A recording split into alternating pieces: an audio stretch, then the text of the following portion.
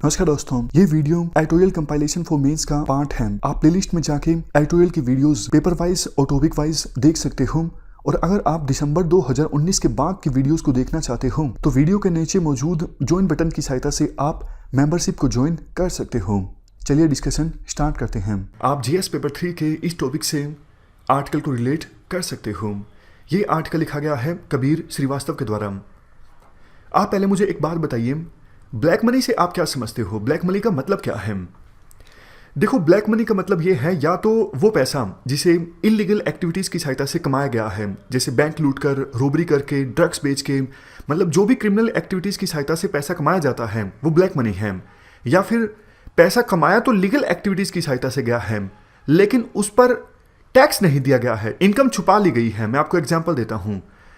अगर किसी की इनकम है 25 लाख रुपए एक साल में, लेकिन वो इनकम टैक्स अथॉरिटीज़ को दिखाता है मेरी इनकम है सिर्फ 10 लाख रुपए और उसी के हिसाब से टैक्स भरता है, 15 लाख इनकम छुपा ली गई उस पर्सन के द्वारा, उस पर टैक्स नहीं दिया गया, उसके बारे में रिपोर्टिंग नहीं की गई इनकम टैक्स अथॉरिटीज़ को, तो वो हो गई ब्लैक मनी। समझ गए? एक तो वो पैसा जो इलीगल एक्टिविटीज़ की सहायता से कमाया जाता है, दूसरा पैसा कमाया तो लीगल एक्टिविटीज़ की सहायता से गया है लेकिन उस पर टैक्स नहीं दिया गया है, तो ये मतलब होता है ब्लैक मनी का। अब मैं आपसे एक क्वेश्चन और पूछता हूं, ब्लैक मनी से नुकसान क्या होता है? मतलब ऐसा क्यों कि विभिन्न देशों की सरकारें ब्लैक मनी से चिंतित होती हैं और ब्लैक मनी पर लगाम लगाने की कोशिश करती हैं? सबसे बड़ा नुकसान जो होता है गवर्नमेंट को वो रेवेन्यू का होता है। ब्लैक मनी मतलब वो पैसा जिस पर टैक्स नहीं दिया गया है। अब देखो, गवर्नमेंट को वो टैक्स प्राप्त हो जाता तो गवर्नमेंट को बहुत ज़्यादा रेवेन्यू प्राप्त होता। टैक्स नहीं प्राप्त हो रहा है मतलब गवर्नमेंट को रेवेन्यू का लॉस हो रहा है। अब गवर्नमेंट को रेवेन्यू का लॉस होगा तो फिस्कल डेफिसिट बढ़ेगा। फिस्कल डेफिसिट बढ़ेगा तो मार्केट से उधार लेना पड़ेगा गवर्नमेंट को। मार्केट से गवर्नमेंट उधार लेगी तो इसका बर्डन इवेंचुअली पड़ता है सिटीजन्स पर ही। काफ़ी बार देखो, लो इनकम के लिए सरकार उधारी लेती है तो हमारी जो आने वाली जनरेशन्स हैं वो भी कर्ज के बोझ तले दबी रहती हैं। नेक्स्ट नुकसान होता है मॉनेटरी पॉलिसी बिकम्स इनइफेक्टिव। अब देखो, आरबीआई मनी सप्लाई को कंट्रोल करती है हमारे देश में मॉनेटरी पॉलिसी की सहायता से, जैसे रेपो रेट को कम करना या फिर इंक्रीज करना। मेन जो मकसद होता है मॉनेटरी पॉलिसी का वो देखो ये होता है इन्फ्लेशन को कंट्रोल में रखना, ज़्यादा से ज़्यादा एम्प्लॉयमेंट के अवसर पैदा करना, इकोनॉमिक ग्रोथ रेट को बूस्ट करना, फाइनेंशियल स्टेबिलिटी इंश्योर करना, ये सब चीज़ें। वैसे अभी मॉनेटरी पॉलिसी कमेटी को सरकार की तरफ से मेन टारगेट दिया हुआ है कि आपको इन्फ्लेशन मेंटेन रखनी है 2% से लेकर 6% के बीच। लेकिन देखो, बताने वाली बात यह है मॉनेटरी पॉलिसी का जो इफेक्ट होता है वो लेजिटिमेट मनी पे होता है ना, ब्लैक मनी पे नहीं होता है। तो इकोनॉमी में ब्लैक मनी ज़्यादा हो तो फिर मॉनेटरी पॉलिसी इनइफेक्टिव हो जाती है, मॉनेटरी पॉलिसी का इफेक्ट होना बंद हो जाता है। दूसरी चीज़, नेक्स्ट चीज़ है इन्वेस्टमेंट। देखो, किसी देश की इकोनॉमी में ब्लैक मनी ज़्यादा होता है तो इन्वेस्टमेंट कम आती है, क्रेडिबिलिटी जो है उस देश की वो रिलेटिवली इरोड हो जाती है। नेशनल सिक्योरिटी नेक्स्ट पॉइंट है। देखो, ब्लैक मनी की सहायता से जो क्रिमिनल एक्टिविटीज़ हैं उन्हें फंडिंग मिलती है। फॉर एग्जांपल, कश्मीर में आतंकवादियों को फंडिंग मिलती है ब्लैक मनी की सहायता से, और ब्लैक मनी से ही फंडिंग मिलती है नक्सलियों को। तो नेशनल सिक्योरिटी के अगेंस्ट ब्लैक मनी का इस्तेमाल किया जाता है। इवन इलेक्शंस में भी काफ़ी सारा ब्लैक मनी का इस्तेमाल होता है जिससे इलेक्शंस की जो आउटकम है वो प्रभावित होती है। नेक्स्ट पॉइंट, देखो, करप्शन काफ़ी ज़्यादा होता है ब्लैक मनी से। अब रिश्वत जो दी जाती है ऑफिशियल्स को, जो पर्सन रिश्वत देगा वो अपने इनकम टैक्स रिटर्न्स में तो नहीं दिखाएगा ना कि मैंने इस ऑफिशियल को इतनी रिश्वत दी, क्योंकि आज के समय में तो रिश्वत देना भी एक अपराध है। तो वो कहाँ से लाएगा? वो ब्लैक मनी ही देगा ऑफिशियल्स को रिश्वत के तौर पर। तो ब्लैक मनी ज़्यादा होती है तो रिश्वतखोरी बढ़ती है। तो ये हमने कुछ पॉइंट्स डिस्कस किए ब्लैक मनी से इकोनॉमी पर क्या बुरा प्रभाव पड़ता है। अभी आप इसमें और भी काफ़ी सारे पॉइंट्स ऐड कर सकते हो, जैसे ब्लैक मनी की वजह से इनइक्वालिटी जो है सोसाइटी में बढ़ती है। मतलब अमीर और ज़्यादा अमीर होता है, गरीब और ज़्यादा गरीब होता है। अमीर और गरीब के बीच की खाई बढ़ती है ब्लैक मनी की वजह से। इकोनॉमी स्लो डाउन करती है। कुछ लोग ब्लैक मनी जो है वो अपना दूसरे देश में ट्रांसफ़र कर देते हैं तो अपने देश की इनकम दूसरे देशों में चली जाती है। और even ethical angle, ethical dimension भी आप ऐड कर सकते हो कि ये वैल्यूज़ के अगेंस्ट है टैक्स चोरी करना। टैक्स अगर लेजिटिमेट ढंग से दिया जाए तो ये देश की डेवलपमेंट के काम आता है। ये सारे पॉइंट्स आप लिख सकते हो अगर यूपीएससी में पूछा जाए कि ब्लैक मनी से क्या नुकसान होते हैं। अब देखो, नेक्स्ट हम ये डिस्कस करते हैं कि क्या कुछ सरकार की तरफ से किया गया है ब्लैक मनी पर लगाम लगाने के लिए। बहुत सारे स्टेप्स सरकार की तरफ से उठाए गए हैं। जो प्रेजेंट रूलिंग गवर्नमेंट सत्ता में आई शुरुआत में 2014 में, तो एक स्पेशल इन्वेस्टिगेशन टीम फॉर्म की गई थी और ऐसा सुप्रीम कोर्ट के ऑर्डर के अनुसार किया गया था। गवर्नमेंट ने 2015 में एक बिल पास किया, undisclosed foreign income and assets imposition of tax bill 2015। मतलब अब ये बिल एक्ट बन चुका है, 2015 में ये बिल पास हो गया था। इसके अलावा टैक्स डिडक्शन एट सोर्स में सरकार रिफॉर्म्स लेके आई। सरकार की कोशिश ये है, बजाय इसके कि टैक्स रेट्स को इंक्रीज किया जाए, टैक्स बेस को इंक्रीज किया जाए। मतलब सिंपल, बजाय इसके कि कुछ ही लोगों से ज़्यादा टैक्स वसूला जाए, ज़्यादा लोगों से कुछ टैक्स वसूला जाए, ये सरकार की रणनीति है। सरकार ने 2005 में फाइनेंशियल एक्शन टास्क फोर्स को ज्वाइन कर लिया था। कैशलेस इकोनॉमी की तरफ सरकार का ध्यान ज़्यादा है ताकि ट्रांजैक्शंस सरकार की नज़रों में रहें और टैक्स ना बचाया जा सके उन लोगों के द्वारा जो टैक्स चोरी करते हैं। डिमोनेटाइजेशन सरकार ने इंप्लीमेंट किया। स्विट्जरलैंड पे प्रेशर लगाया दूसरे देशों के साथ मिलके। अब स्विट्जरलैंड जो है वो केस बाय केसेस पर हमसे डिटेल्स शेयर करता है हमारे देश के उन लोगों के अकाउंट्स की जिन पर इनकम टैक्स अथॉरिटीज़ को शक है। अब रियल एस्टेट और बड़ी ट्रांजैक्शंस के लिए पैन कार्ड जो है वो कंपलसरी कर दिया गया है। दूसरे देशों के साथ सरकार double taxation avoidance agreement sign कर रही है। तो ये कुछ मुख्य स्टेप्स हैं जो सरकार ने लिए हैं ब्लैक मनी की समस्या को एड्रेस करने के लिए। इसके अलावा देखो और भी काफ़ी सारे एक्ट्स बने हैं ब्लैक मनी पर लगाम लगाने के लिए, जैसे prevention of money laundering act 2002। बाद में इसमें अमेंडमेंट भी किया गया था। देखो, मनी लॉन्ड्रिंग का मतलब होता है ब्लैक मनी को व्हाइट मनी में कन्वर्ट करना, काले धन को सफ़ेद धन में कन्वर्ट करना। सफ़ेद धन मतलब लेजिटिमेट मनी, ब्लैक मनी मतलब इलेजिटिमेट मनी। और ये कैसे किया जाता है? ये वैसे देखो 3 स्टेप्स की सहायता से किया जाता है। सबसे पहले प्लेसमेंट, दूसरे नंबर पर लेयरिंग और तीसरे नंबर पर इंटीग्रेशन। प्लेसमेंट में क्या होता है?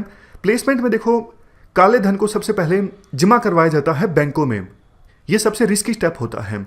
और दूसरे नंबर पे होता है लेयरिंग, मतलब जो काला धन बैंकों में एक बार जमा करवा दिया गया है, बाद में उनको इधर से उधर घुमाया जाता है ट्रांजैक्शंस की सहायता से। एक अकाउंट से दूसरे अकाउंट में, दूसरे अकाउंट से तीसरे अकाउंट में कुछ खरीद लिया, कुछ बेच दिया। मतलब इतनी ज़्यादा ट्रांजैक्शंस होती है लेयरिंग में कि बाद में ये पता लगाना मुश्किल हो जाता है कि सबसे शुरुआत कहाँ से हुई थी, मतलब पैसा शुरुआत में आया कहाँ से था। और इंटीग्रेशन में तो वो जो ब्लैक मनी था वो वाइट मनी में कन्वर्ट हो जाता है। मतलब जिसने भी प्लेसमेंट की थी उस ब्लैक मनी की, वो लेजिटिमेट पेपर्स हासिल कर लेता है, डॉक्यूमेंट्स हासिल कर लेता है, ये दिखाने के लिए कि मेरा जो पैसा है वो वाइट मनी है, ब्लैक मनी नहीं है। मतलब इंटीग्रेशन जो है ब्लैक मनी का वो कंप्लीट हो चुका है। तो ये हमने prevention of money laundering act के बारे में डिस्कस किया और मनी लॉन्ड्रिंग के बारे में थोड़ा सा जाना। इसके अलावा देखो fugitive economic offender act 2018, Vijay Mallya जैसे लोग जो भाग जाते हैं इकोनॉमिक ऑफेंस कमिट करके, उनके लिए है ये एक्ट। नेक्स्ट, चिट फंड्स के लिए सरकार बिल लेके आई। और सबसे लास्ट में बेनामी ट्रांजैक्शंस प्रोहिबिशन अमेंडमेंट एक्ट 2016। बेनामी ट्रांजैक्शंस को पकड़ने के लिए और जो कल्प्रिट हैं उनकी प्रॉपर्टी को अटैच करने के लिए, सजा देने के लिए ये एक्ट था, बेनामी transactions prohibition amendment act 2016। Act तो देखो पहले भी था लेकिन उसे इम्प्लीमेंट नहीं किया जाता था। तो पुराने 1988 के बेनामी ट्रांजैक्शंस एक्ट को अमेंड किया गया और अब 27 से इसे इम्प्लीमेंट भी किया जाता है।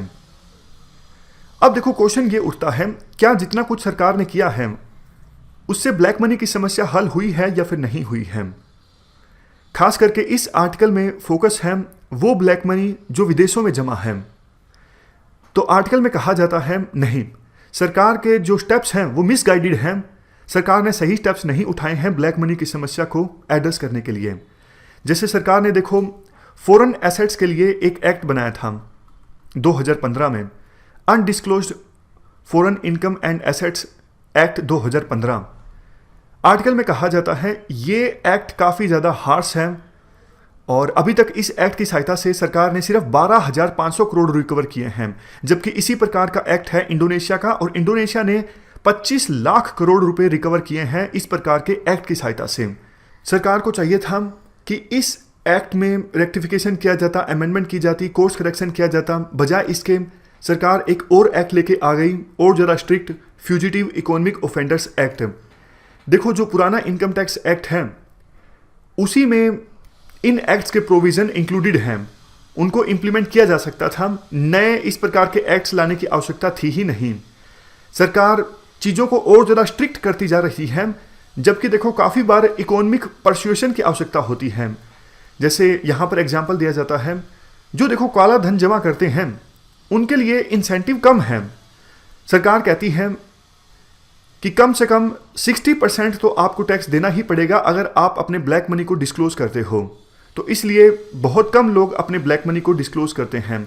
तो इकोनॉमिक परसुएशन की भी आवश्यकता है, मतलब उनको थोड़ा सा इकोनॉमिकली समझाया जाए कि भैया अगर आप अपना ब्लैक मनी डिस्क्लोज करते हो तो इससे आपको ज़्यादा नुकसान नहीं होगा, बजाय इसके कि अगर इनकम टैक्स अथॉरिटीज़ आपको पकड़ लेंगी तब जाके जो ब्लैक मनी जमा करने वाले लोग हैं वो कुछ सामने आएंगे और अपना ब्लैक मनी को डिस्क्लोज करेंगे। ऐसा इंश्योर किया गया है विभिन्न देशों में, लेकिन हमारे देश में डरा धमका के बिना इकोनॉमिक परसुएशन के चीज़ों को इम्प्लीमेंट करने की कोशिश की जा रही है। इसके बाद आर्टिकल में ये बोला जाता है, देखो 2014 के बाद से जो टैक्स पॉलिसी है हमारे देश में वो 3 मायनों में अलग है। सबसे पहले retrospective application of tax and penal laws. Retrospective का क्या मतलब होता है, जैसे देखो अगर आज रेप के लिए फांसी की सज़ा कर दी जाती है, किसी भी रेप के लिए फांसी की सज़ा का प्रावधान कर दिया जाता है, एक तो ये चीज़ होती है कि आगे फ्यूचर में जो रेप्स होंगे उन पर ये एक्ट लागू होगा। अगर ये कानून पहले जो रेप्स हुए हैं उन पर भी लागू होता है, मतलब सरकार इस कानून को रिट्रोस्पेक्टिव इंप्लीमेंट कर रही है। मतलब कानून के आने से पहले जो क्राइम हो चुके हैं उन पर भी अगर वो कानून लागू होता है तो मतलब रिट्रोस्पेक्टिव उस कानून को सरकार इंप्लीमेंट कर रही है। नेक्स्ट एस्पेक्ट है बर्डन जो है आज के समय में वो देखो सिटीजन्स पर है ये साबित करने का कि उन्होंने टैक्स चोरी नहीं की है, वो ऑफेंडर नहीं है। तीसरा एस्पेक्ट देखो होना तो ये चाहिए जब तक कि टैक्समैन यानी tax officer tax authorities prove ना कर दें तब तक सिटीजन्स के ऊपर ट्रायल नहीं चलना चाहिए। लेकिन ये बदलाव आ गया है 2014 मई के बाद से। इवन टैक्समैन प्रूव करते नहीं हैं उससे पहले ही सिटीजन्स पर ट्रायल चला दिया जाता है। तो इनके देखो बहुत खराब परिणाम निकलने लगे हैं, क्योंकि जो कन्विक्शन रेट है इन मामलों में बहुत ज़्यादा कम है। ईडी हमारे देश में मनी लॉन्ड्रिंग के केस देखती है और ईडी के केसेस में जो कन्विक्शन रेट है वो सिर्फ 1% है, जबकि यूएस यूके में ब्लैक मनी को रोकने के लिए, मनी लॉन्ड्रिंग को रोकने के लिए जो एजेंसी है उसकी कन्विक्शन रेट है 50%। इनकम टैक्स डिपार्टमेंट का रिकॉर्ड बहुत ज़्यादा एंकरेजिंग नहीं है। 2% conviction rate income tax cases में रही है फाइनेंशियल ईयर 2016-2017 में। कैग की रिपोर्ट ये बोलती है जिस साल डिमोनेटाइजेशन इंप्लीमेंट हुआ था उस साल रेड्स इनकम टैक्स की 2 गुना हो गई। लेकिन देखो हैरानी वाली बात ये है कि जितना अनडिस्क्लोज्ड इनकम का खुलासा किया इनकम टैक्स ने वो 1/4 हो गया। मतलब रेट ज़्यादा मारी डिमोनेटाइजेशन वाले साल में इनकम टैक्स ने, लेकिन अनडिस्क्लोज्ड इनकम का खुलासा कम हुआ। लास्ट में आर्टिकल में ये बोला जाता है आप इकोनॉमिक परसुएशन पे ध्यान दो। जैसे किसी चीज़ का देखो जब इलाज होता है तो डॉक्टर पहले ये देखता है क्या मेडिसिन देने से काम चल जाएगा। लास्ट सॉल्यूशन डॉक्टर देखता है कि कोई ऑपरेशन करना पड़े, कोई सर्जरी देखना पड़े, अदरवाइज डॉक्टर अवॉइड करता है। लेकिन सरकार उल्टा करती है, सरकार पहले ऑपरेशन कर देती है और बाद में दवाई देने की सोचती है। तो ये कुछ सॉल्यूशंस दिए जाते हैं राइटर के द्वारा। राइटर बोलते हैं जो अभी बहुत हार्श फिस्कल लॉज हैं टैक्स से संबंधित उनको रिपील किया जाना चाहिए और इंटरनेशनल कोऑपरेशन पे सरकार को फोकस करना चाहिए। टैक्स चोरी को पकड़ने के लिए टेक्नोलॉजी आप अच्छी लेके आओ, बिग डेटा का इस्तेमाल करो, आर्टिफिशियल इंटेलिजेंस का इस्तेमाल करो, बैंकिंग पेनिट्रेशन ज़्यादा से ज़्यादा हो, ट्रांजैक्शंस ज़्यादा से ज़्यादा हो ताकि टैक्स की चोरी करना मुश्किल हो।